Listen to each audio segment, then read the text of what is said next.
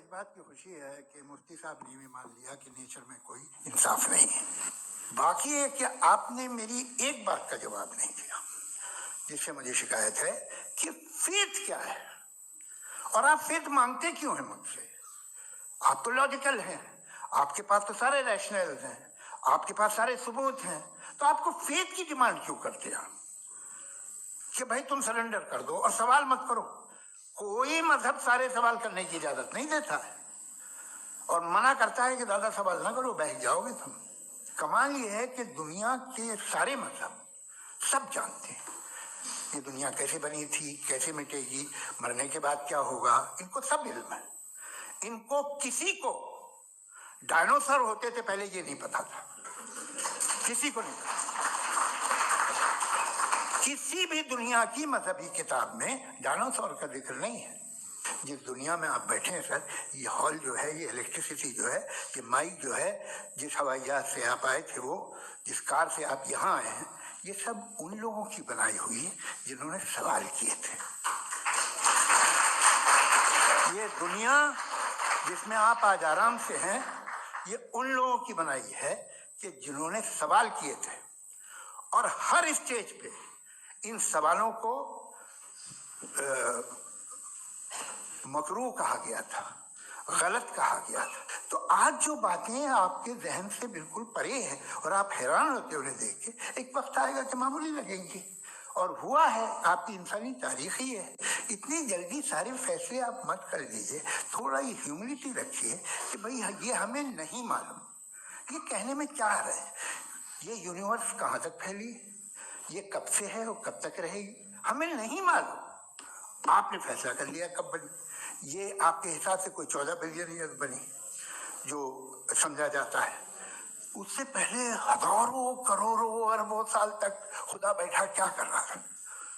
خاموش بیٹھا تھا, ایسے ہی جمائیاں لے رہا تھا. پھر اسے آئیڈیا ہے, یار ایک کام کرتے, وقت اچھا گزر جائے گا, یونیورس بناتے ہیں.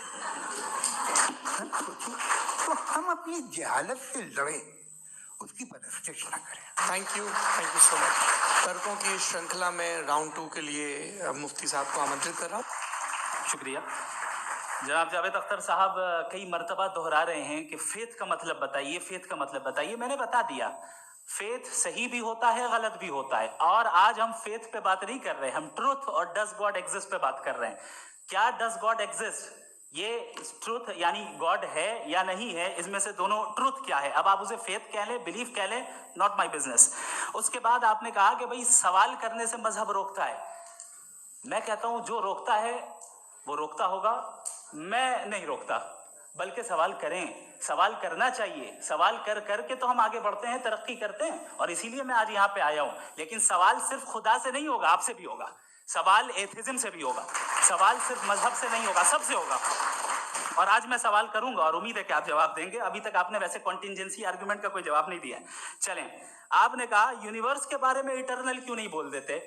یہ چونکہ لاجیکلی پاسبل ہی نہیں ہے کہ یونیورس اٹرنل ہو. یونیورس ایک کنٹینجنٹ چیز ہے جو ٹائم اینڈ اسپیس کے پابند ہے, ٹائم اینڈ اسپیس سے باؤنڈ ہے.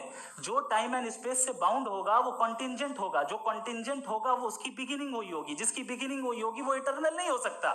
یہ تو کامن سی بات ہے. آپ نے کہا کہ کسی مذہبی کتاب میں ڈائناسور کا ذکر نہیں ہے. افسوس کہ آج تک کسی میتھمیٹکس کی کتاب میں مجھے ڈائناسور کا ذکر نہیں ملا.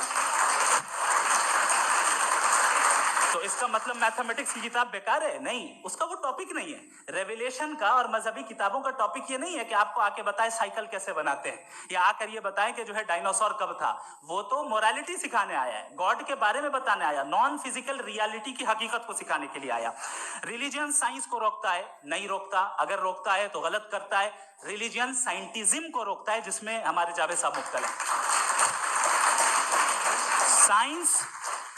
سائنس اور سائنٹزم میں فرق ہے. سائنٹزم یہ ہے کہ آپ سمجھیں کہ سائنس اور سائنٹیفک میتھڈالوجی یہ نالج کو حاصل کرنے کا واحد سورس آف نالج ہے. یہ ہے سائنٹزم. ہم اسے ریجیکٹ کرتے ہیں. اس کے بعد انہوں نے کہا کہ بھئی ہمیں نہیں معلوم. اگر نہیں معلوم تو کلیئرلی کہہ دینا کہ نہیں معلوم ہے, اس میں کیا حرج ہے. تو وہی تو میں کہہ رہا ہوں نا کہ آپ کہہ دیں کہ نہیں معلوم, لیکن کلیم کیوں کر رہے ہیں کہ گاڈ ایگزسٹ نہیں کر رہا ہے. आखिरी चीज, इन्होंने कहा कि खुदा दुनिया बनाने से पहले 150 साल पहले या करोड़ों साल पहले क्या कर रहा था। अरे हजरत, चलें बहरहाल मैं जवाब दे देता हूं, आप हमारे रिस्पेक्टेड पर्सनालिटी हैं, अगर आप नहीं होते तो मैं ऐसे एंटरटेन ही नहीं करता। टाइम, ये 100 साल पहले या 100 साल बाद, पहले बाद में अभी, ये वो अल्फाज हैं जिनका ताल्लुक टाइम से है। टाइम शुरू ही हुआ है यूनिवर्स की बिगिनिंग के बाद, तो उसके पहले खुदा क्या कर रहा था? सवाल इलॉजिकल है, ये फेलेसी है। यानी आप ये कह रहे हैं कि यूनिवर्स के बनने से पहले खुदा क्या कर रहा था? टाइम के बनने से पहले, पहले का ताल्लुक टाइम से, टाइम उस वक्त था ही नहीं, तो ये सवाल ही इनवैलिड है खुदा के ताल्लुक से।